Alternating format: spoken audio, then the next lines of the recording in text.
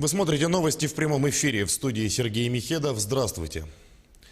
Предлагаем вашему вниманию брифинг на тему противодействия коронавирусу. Глава Якутии А.С.Н. Николаев озвучит актуальную информацию о ситуации с COVID-19 в регионе на 28 сентября. А.С.Н. Сергеевич, добрый день. Расскажите, пожалуйста, какова ситуация с коронавирусом в регионе? К сожалению, последние недели мы и в стране в целом, и у нас в республике видим рост числа заболевших новой коронавирусной инфекцией. Этому есть ряд объяснений, о которых уже заранее говорилось. Это и отпускники, которые у нас вернулись, это и начало учебного года, это, к сожалению, и потеря населением эпидемиологической настороженности. В результате на сегодняшний день у нас, например, за последние сутки 87 заболевших. Из них 45 город Якутск, 6 случаев в Мегано-Кангаласском районе, 10 случаев в Усть-Салданском районе, ну и по ряду районов, достаточно большому количеству, по 3, по 2 заболевших. Вот. К сожалению, вынужден еще раз констатировать, что у нас эпидемиологическая настороженность резко упала. У нас выросло количество заболевших лиц старшего поколения, старше 65 лет. И это привело к тому, что на сегодняшний день 51 человек у нас находится в реанимации, из них 9 на искусственной вентиляции легких. К сожалению, растет и смертность. У нас уже общее количество погибших от коронавирусной инфекции за все это время уже 100 человек. Конечно же, вот те меры, которые сегодня должны принимать органы местного самоуправления, в первую очередь, на мой взгляд, они недостаточны. Мы еще раз требуем, чтобы во всех учреждениях проводилась термометрия в обязательном порядке. В обязательном порядке должна проводиться дезинфекция помещений. Вот. И, конечно же, работники старше 65 лет не должны привлекаться к работе.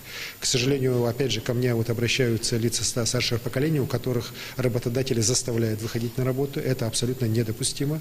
И мною подписан указ о том, чтобы старше 65 лет граждане к работе не привлекались. Вот. Это относится ко всем, кроме медицинских работников. Вот. И я уверен, что это требование, вот мы сейчас тоже будем отслеживать его исполнение. Также мною дано сегодня поручение органам внутренних дел совместно с органами местного самоуправления пресекать различные массовые мероприятия. К сожалению, вот и в городе Якутске, и в других у нас населенных пунктах есть случаи проведения различных концертов, различных массовых мероприятий, на которых не соблюдается социальное дистанцирование. Вот. Мы сняли ряд ограничений по театрам, кинотеатрам, по учреждениям физкультуры. Не для того, чтобы там вот массово народ скапливать, а для того, чтобы эти мероприятия все, если проводятся, они проводились, опять же, вот именно с соблюдением социального дистанцирования и соблюдением всех санитарно-эпидемиологических норм.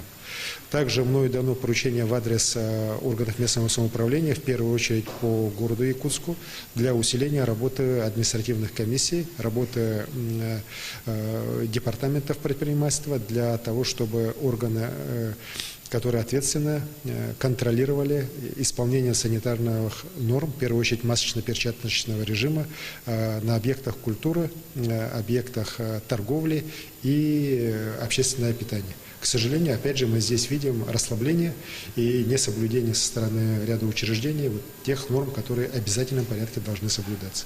С сегодняшнего дня у нас возобновилась работа оперативного штаба уже лично под моим руководством. Мы будем ситуацию сейчас держать под постоянным контролем для того, чтобы в ближайшее время не допустить дальнейшего роста заболеваемости и, конечно же, уже переводить его в нормальное русло. По всем выявленным случаям у нас контакты выявляются, работа Роспотребнадзором, учреждениями здравоохранения в районах проводится. В принципе, никакого недостатка в лекарственных препаратах мы не наблюдаем.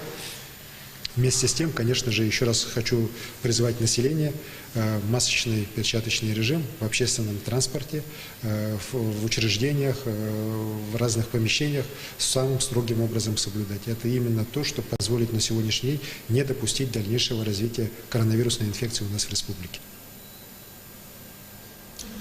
Это был брифинг о текущей эпидобстановке в республике. Далее переходим к другим новостям.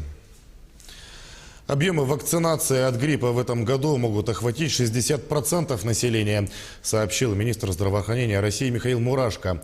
Он подчеркнул, что это беспрецедентная цифра. В прошлом году прививку получили 45% россиян.